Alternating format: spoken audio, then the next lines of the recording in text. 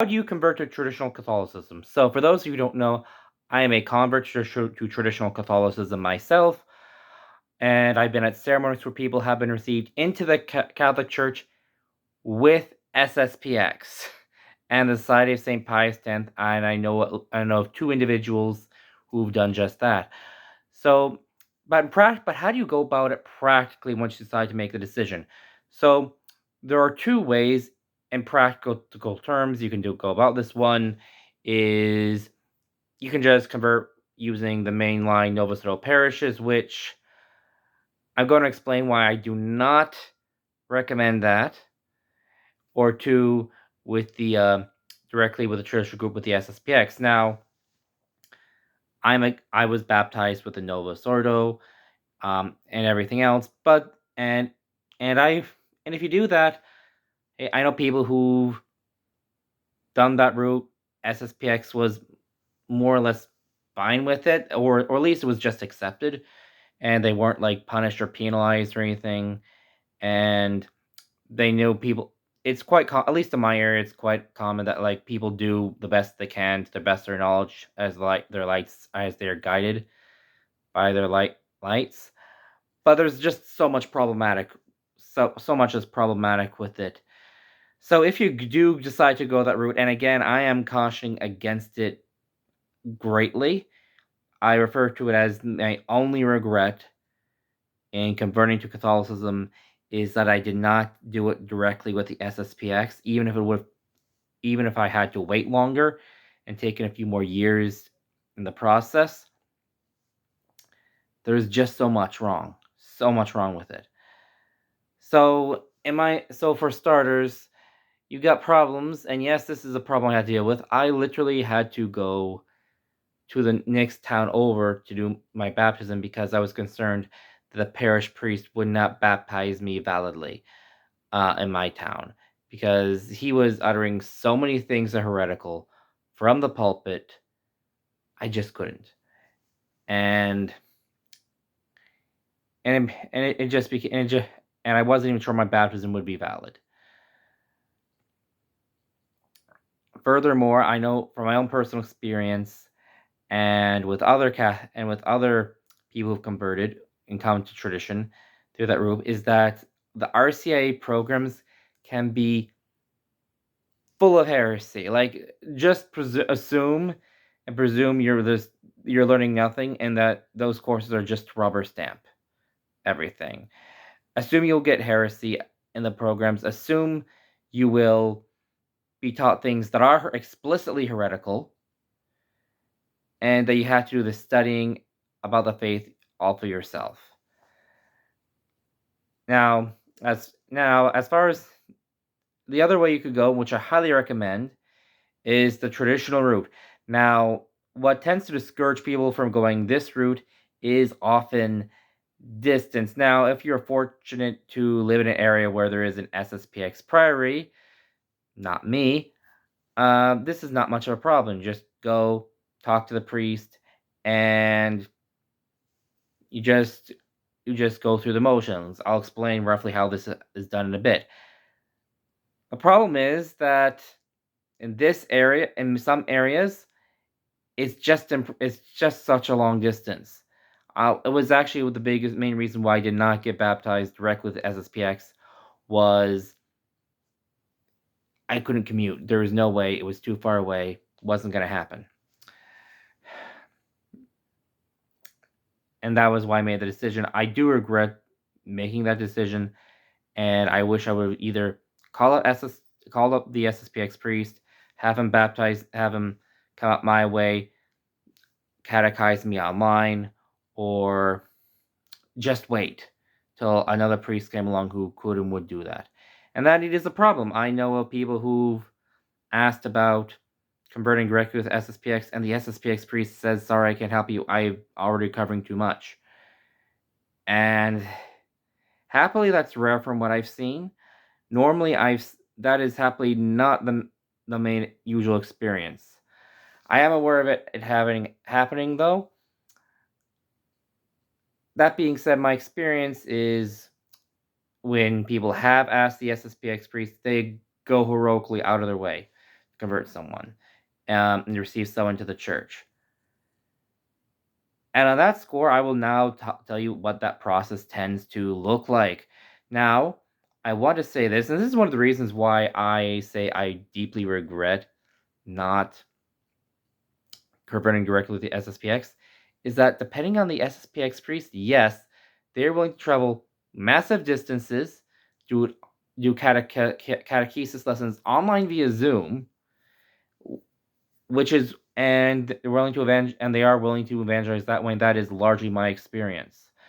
That is how both people in my area did it. Keep in mind, one of them lived about an hour away from normal mission headquarters. The other, and both of them lived like 12 hours away by car from where the priest lived. So they are willing to go to heroic lengths to catechize you properly online.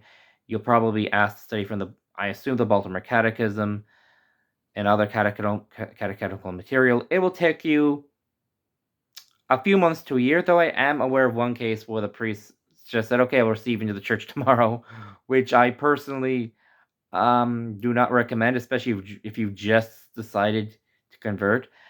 I do recommend a bit of a decent catechumen of studying, giving up sin, before you even ask the priest about it, and that you should read everything, and that you should study up the Catholic faith in detail to the point where you can be an apologist. Because as a convert, you are going to be in a lot of situations more than the average Catholic, where you'll be called upon to explain your faith, understand your faith, and to deal with doubts against the faith. Because just because of your background or who you're around, you're going to be dealing with it a lot more than most people. So what will generally happen if you talk to a traditional priest and they say yes, is that they will give you some catechetical lessons, catechize you online. You will then, and once that process is done, again, it may vary. I've seen people received into the church like within a day, and I've also known people taken a few months to a year. I recently saw online someone on Instagram, Maccabean Papist. He had a 4-year catechumenate. Apparently, mine was 3 years, and I honestly do not see the length of time should not discourage you. I actually look back on my catechumenate period with great nostalgia and with it was full time of great consolation. It's a time when you're getting to know God. It's like a love affair. I love it. But once that is done, the actual reception process into the church will generally depend on what you're converting from and what your life was like before.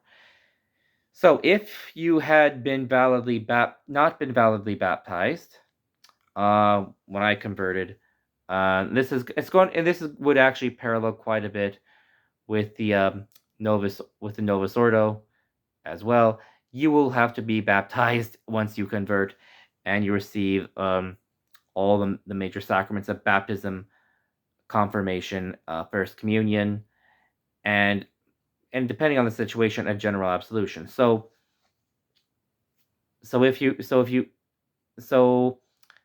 depending on I know that a priest can generally give confirmation if they get permission from a bishop. The ceremony that I attended, that was what was done. But it was also a unique situation in that the priest, they were not 100% sure if the person's baptism had been valid. In that case, they simply changed the baptismal ceremony and say a little bit and say, if you're not already baptized, I baptize you in the Father, Son, and Holy Ghost. Or in my case, the priest just announced the baptism this is done conditionally, and he proceeded with the formula as is normally and baptized him. He also was given conditional absolution. Now, this is very important, especially if you're coming in and you're not sure if you had been baptized, or if you're not sure you were baptized. You will be expected to make a general confession. This will be your first time receiving the sacrament of confession. Yes, you'll have to sit down with an examination of conscience and go over your whole life and tell the priest all your sins. I've actually had someone tell me who have done this and describe what it was like. It's actually not as nerve-wracking as it sounds. You only have to confess mortal sins, which in this case would include adhering to heresy and any other mortal sins you may have committed, or schism, or apostasy, or sacrilege, or any other excommunicatable offense. I know that one of the people I knew who converted used an examination of conscience from the Fatima Center for Adults. Look through it. I personally recommend, like, as you're preparing this, again, this is my personal opinion advice. You only have to do it really once, but just to make sure avoid any future scruples, do everything all at once, examine everything. So what will probably happen is that either shortly before the ceremony,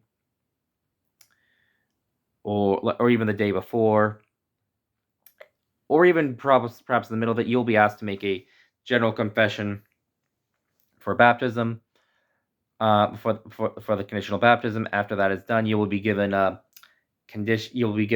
conditional absolution afterwards.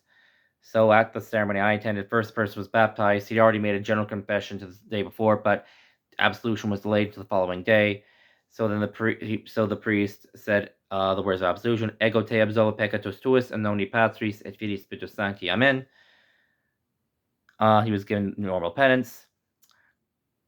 He was then given confirmation unconditionally. Now, I'm not aware of any churches where this may be the case today, but if they don't know if you confirmed, you can have confirmation repeated conditionally. Again, since I started coming to Catholic tradition, SSPX, one of the sacraments I did receive conditionally was the sacrament of confirmation by Bishop Tessier de Malis. That being said, this may not necessarily be the case. Further, and after that, of course, you will receive First Communion, and that will generally be the whole process of converting.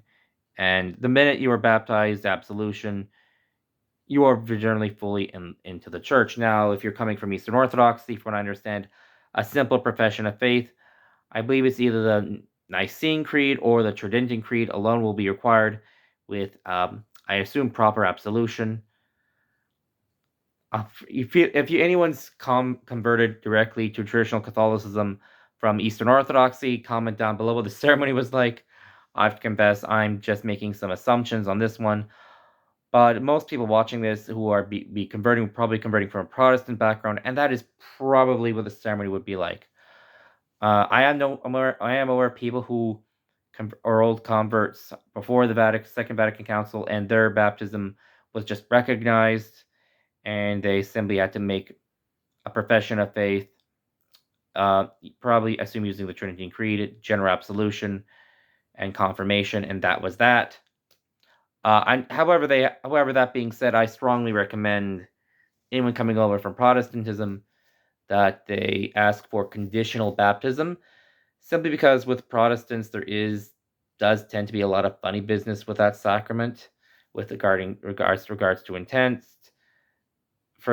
especially as regards the intentions. So, for my personal opinion, for example, is that baptisms done by Baptists are not valid. That is my personal opinion. You'll definitely find people who have contrary opinions, even in the traditional Catholic world. That being said, I know a lot of Baptists who do not believe in baptismal regeneration. They do not think it's important. And in some cases, they just don't care to baptize you at all.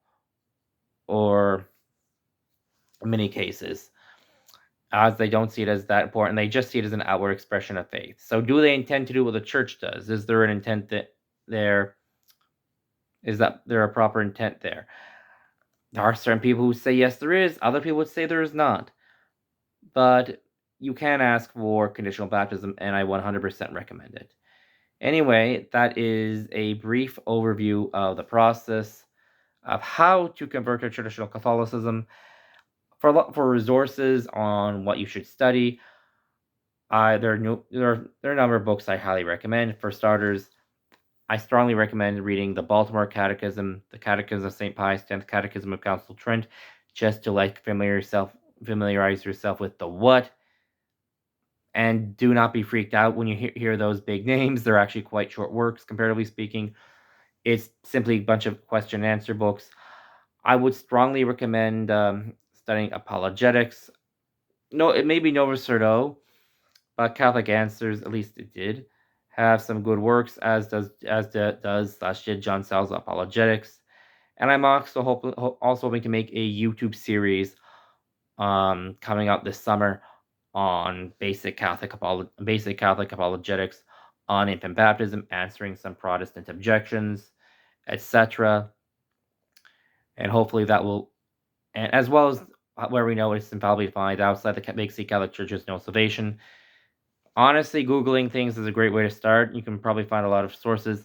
Most resources are actually traditionalist Catholic, or at least no sort of conservative when it comes to apologetics. I don't know if too many people who are liberally left-wing minded in the apologetics world. But anyway, have a great day. God bless. Again, SSPX, check it down below. I highly recommend going to an SSPX church and getting converted with an SSPX priest, even if the priest can't come in or says I can't help you. My recommended course of action is live as a traditional Catholic catechumen. Use the time to study the faith. Use it to break bad habits, so that you don't have to confess mortal sins all the time once you do finally convert. And use it to try to have time to evangelize, so maybe when you convert, you don't have to convert alone. And that's my honest advice to anyone watching here. And I also recommend, if you can get a copy of it online, I think Angelus Press might still sell it, as may 10 books. Get a copy of The Fundamentals of Catholic Dogma by Ludwig Ott.